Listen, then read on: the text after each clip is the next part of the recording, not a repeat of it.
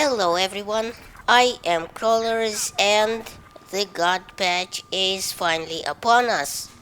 Now, obviously, only I call it the God Patch while DICE quite bashfully calls it the Fall Patch, which, well, anyway you call it, it's a big one and has been in the works for quite some time now.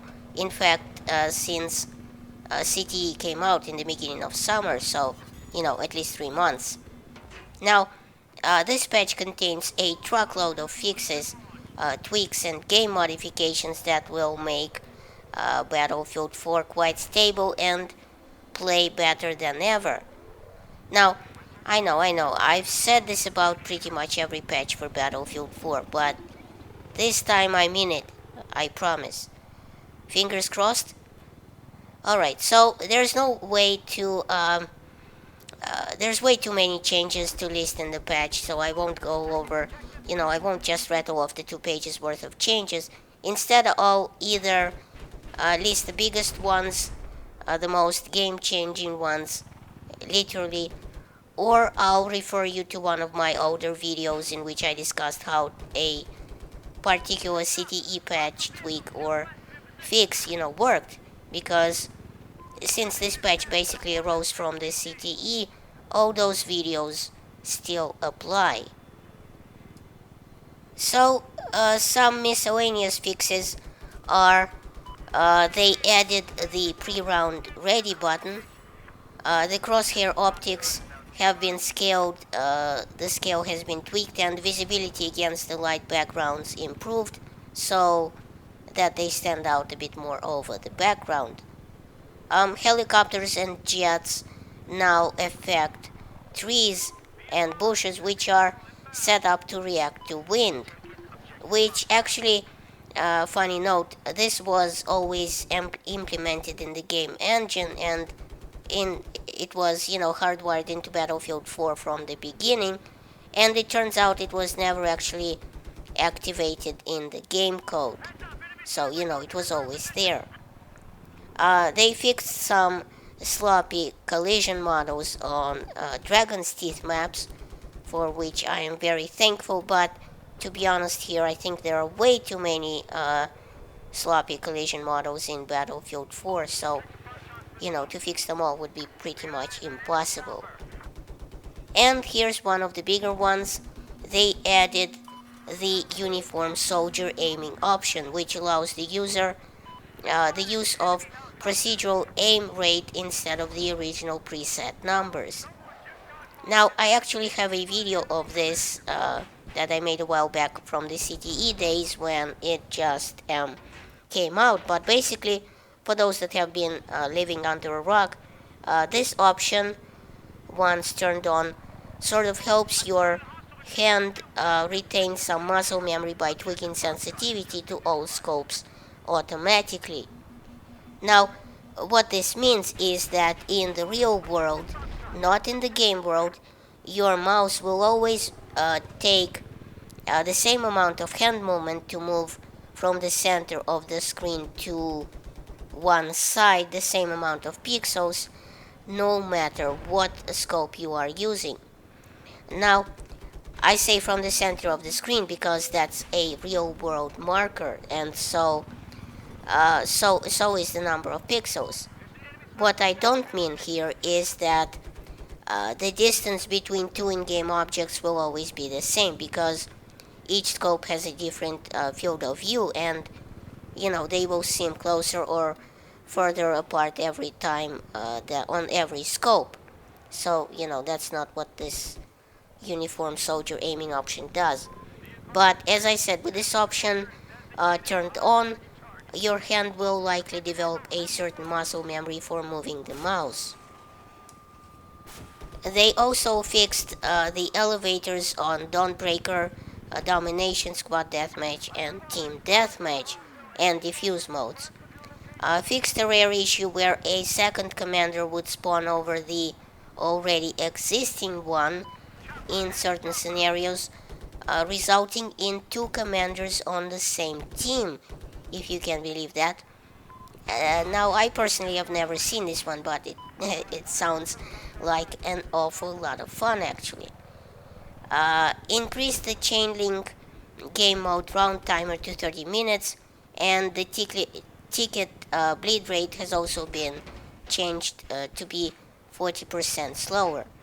Good changes definitely, since the tickets on Chainlink used to bleed away way too quickly. Added the classic server presets, increased the gunship cooldown for Commander to 60 seconds, since it seems everyone in the community hates the gunship for some reason. I kind of like it, it's fun. I don't actually get to use it that often. The high frequency update is now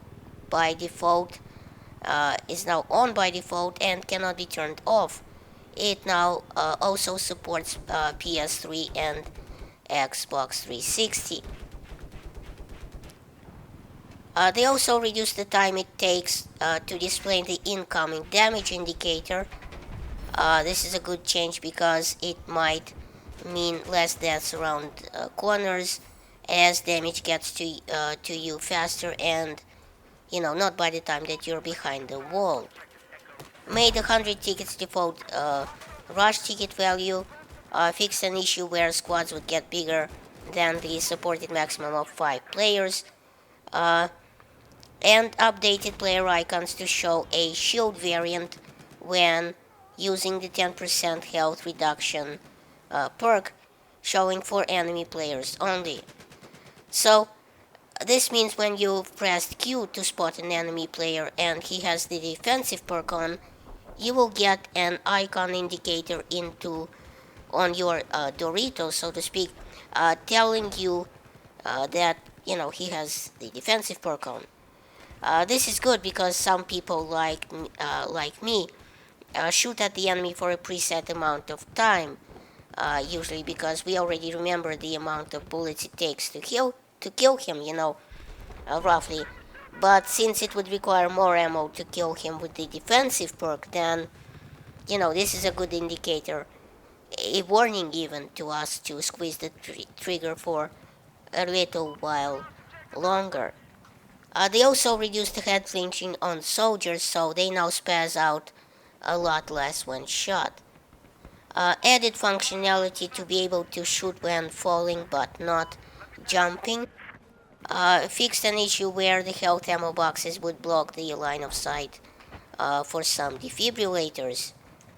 And a very big and game-wide change, one you probably have heard by now of, the visual recoil fix has been finally implemented in Battlefield 4 Vanilla. I had videos on that from CTE, if anyone here doesn't know what DICE did. But basically, all close range sights except the iron sights, Iron V and the FLIR, and all medium range sights have been uh, changed to no longer be affected by animation, by recoil animation or visual recoil. Now, what this means is that the reticle from your sight and scope will now stay glued to the center of the screen when you're shooting, while the scope housing and the gun will bounce around it like a flea on heroin. Now, this won't affect the gun's in-game recoil mechanics and bullet spread. Uh, this will only affect the visual part of things, hence the name visual recoil. I've already said this before, but I suppose I'll say it again. The reason DICE made these sweeping and utterly unrealistic changes to visual recoil is because the recoil animations in Battlefield 4 sucked.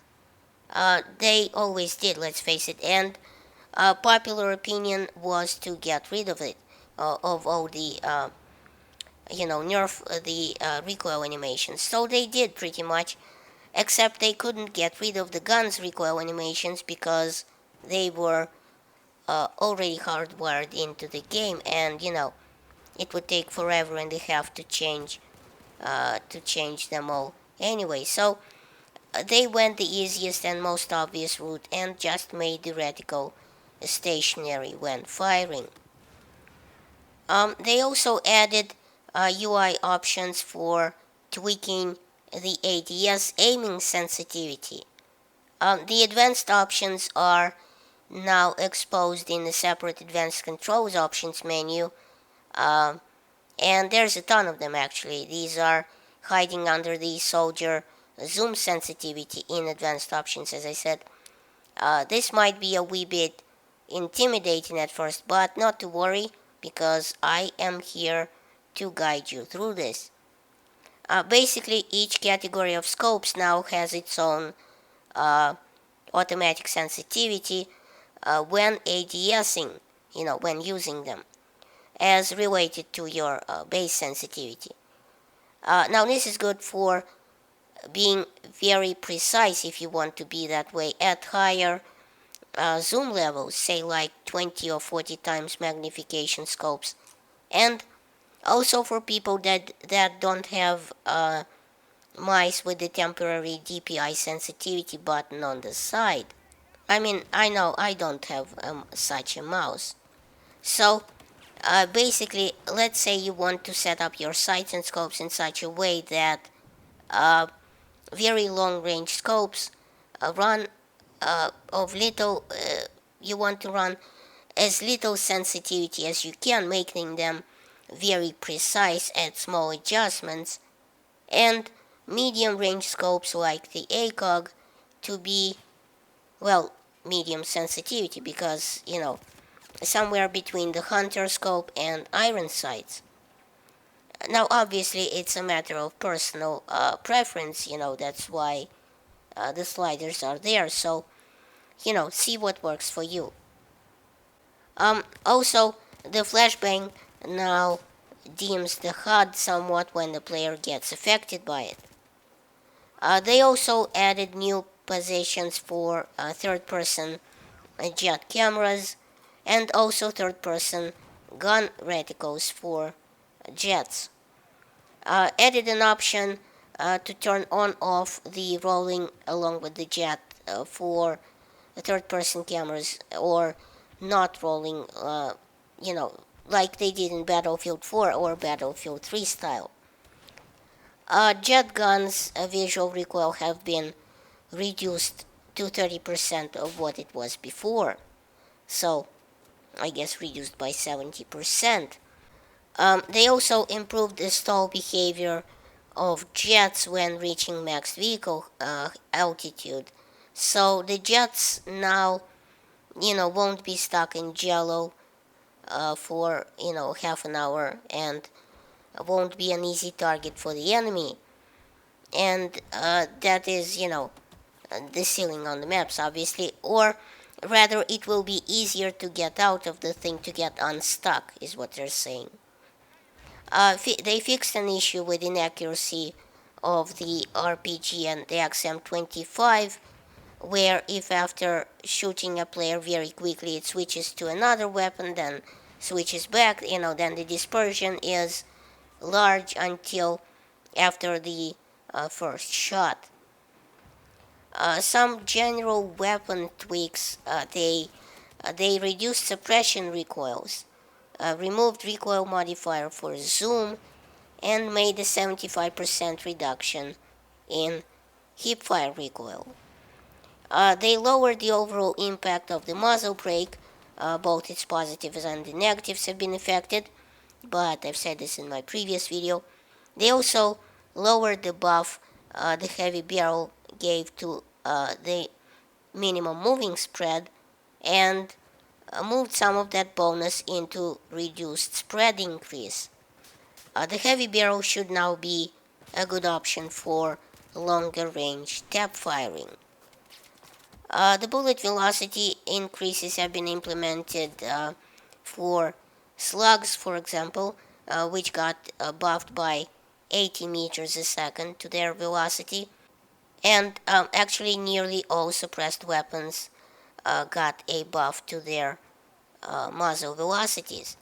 For a complete list of suppressed weapon particulars, see my video God Patch Notes 2.0, link to the back of this one, because I'm not going to list all the guns here because this video is already taking a very, very long time. Um, they also selectively improved base velocity for weapons that were, quote, too slow for their intended range. Many weapons have had their minimum and maximum damage adjusted slightly. It may take one extra bullet to kill at extremely close engagements and long-range combat. This actually means that all automatic weapons with maximum damage over 24 have seen their maximum damage reduced by 1. Um, all trigger delay has finally been removed from revolvers. Took them goddamn long enough. This must be the single easiest and most welcome change in, out of all the patches right there. I mean, this pretty much was asked by unanimously by the community, I think, and they just patched it nearly a year into the game. But no matter, it got patched. Uh, I guess always good. Uh, the bullet velocity and minimum damage have been reduced for the Deagle. Adjustments have been done to slow rate of fire weapons to make them easier to use at longer ranges versus high rate of fire weapons. Carbines and PDWs now have a unique bullpup modifier that will give them improved bonuses over the rifle counterpart. They also gave more ammo to weapons that were short a mag compared to their counterparts. This is good because some weapons, like certain DMRs, were basically unusable unless you ran them with the support class. They improved moving minimum spread for PDWs, improved moving spread of mag-fed LMGs versus their belt-fed counterparts. Audio when being shot by DMR has been improved.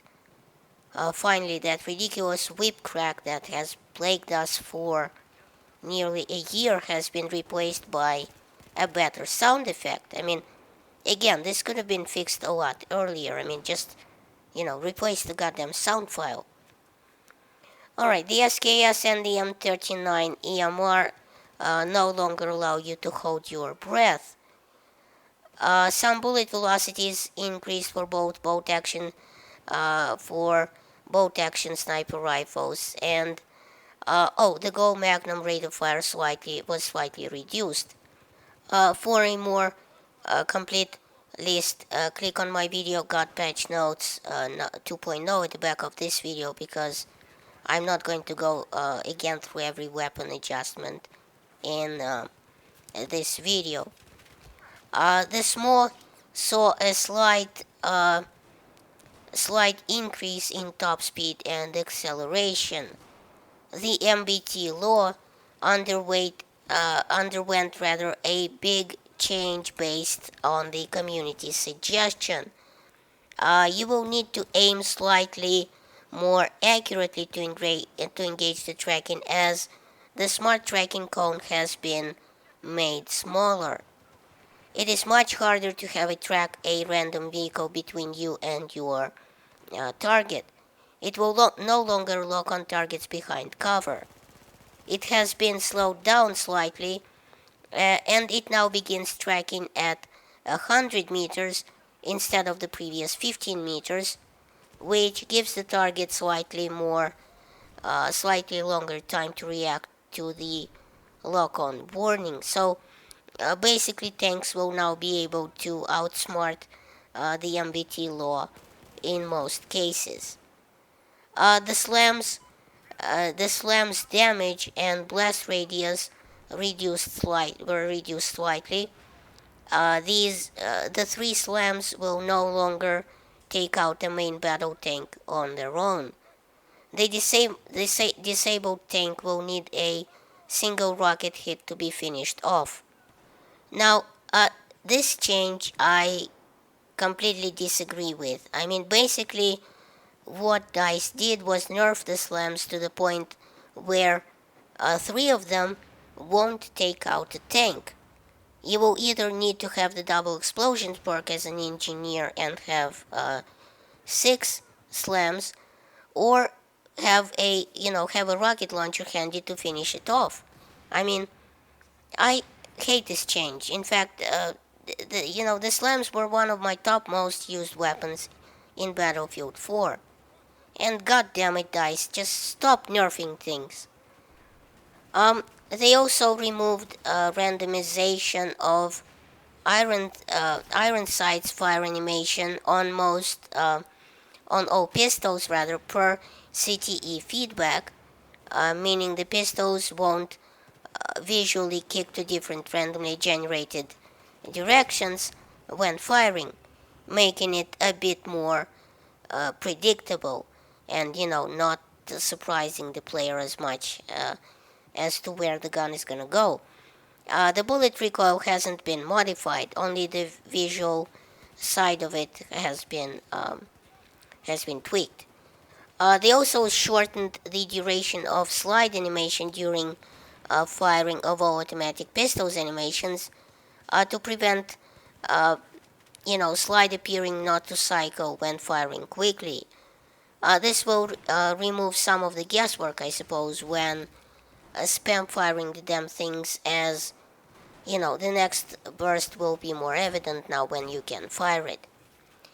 Fixed some missing trigger pull animations for automatic rifles. On the Unica 6, fixed the hammer getting stuck on iron sights, fire animations, shortened reload threshold so the magazine registers as full faster. Also, this will remove, I guess, some of the guesswork when the weapon is ready to fire. Honestly, the Unicorn Revolver is one of my favorites. Also enabled semi-automatic fire for the AWS. Also, for all DMRs and the M82A3 battle pickups, they fixed the bipod issue that skipped fire animation at the high rates of fire. For the Rex and the Magnum, adjusted fire animations for new trigger delay values, corrected trigger discipline while running. For all belt-fed LMGs, added last few rounds ammo visibility system to ADS fire animations.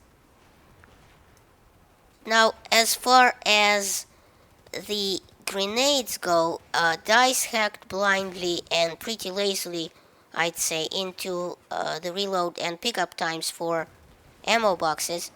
That is, to combat the grenade spam on certain maps.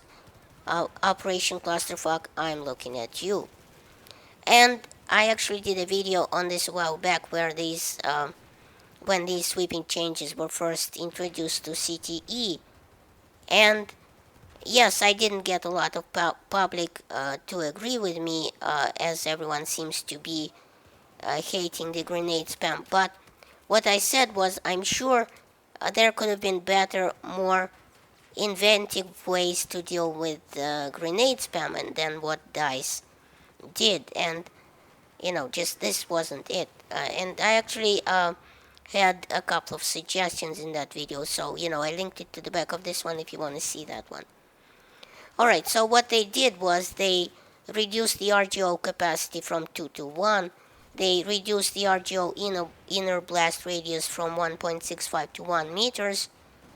They reduced the V40 carry capacity from 3 to 2. They reduced the V40 blast radius from 7 to 6 meters.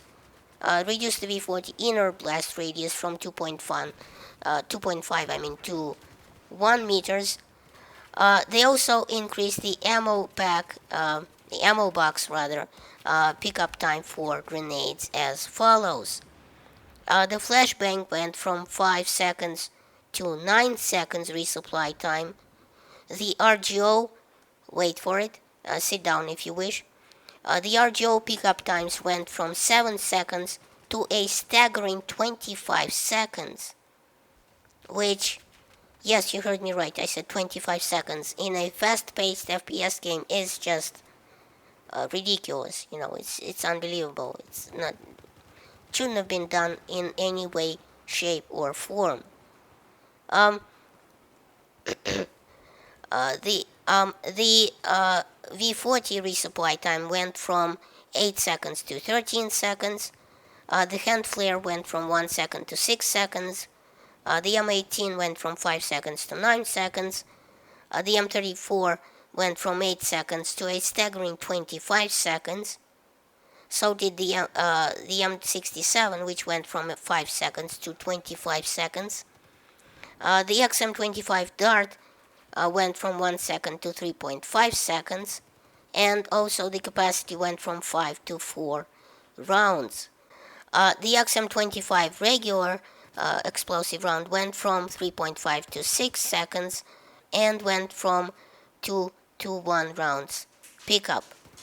The 40mm grenade launcher pickup times went from 8 seconds to 18 seconds. The 40mm smoke went from 2.5 seconds to 5 seconds, matching the flashbang now. And the 40mm LVG and HE grenades went from 8 seconds to 9 seconds. These changes are an indirect buff to the offensive and the grenadier perk, DICE said. But to be honest, as I said before, I am not liking these changes one bit. DICE also implemented some changes for the UI, triage, hard tweaks and fixes and icons and such. They added, for example, the advanced options for adjusting UI, HUD icons, HUD icon transparency support, aim down sights. ADS now causes auto transparency, obviously adjustable for HUD icons, and there's a ton of sliders in the options menu now.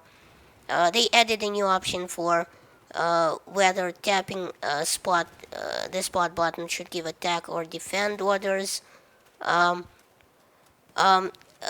game mode bar on top of the minimap now also displays objective, squad order status, fixed issues with having space between the minimap and the team deathmatch game mode info bar, added advanced gameplay option sliders to control transparency of HUD elements, as I just said, added an advanced gameplay option to change the size of the minimap, added an advanced gameplay option to make the minimap icons auto size along with the minimap scale, and added an advanced gameplay option to set default minimap scale.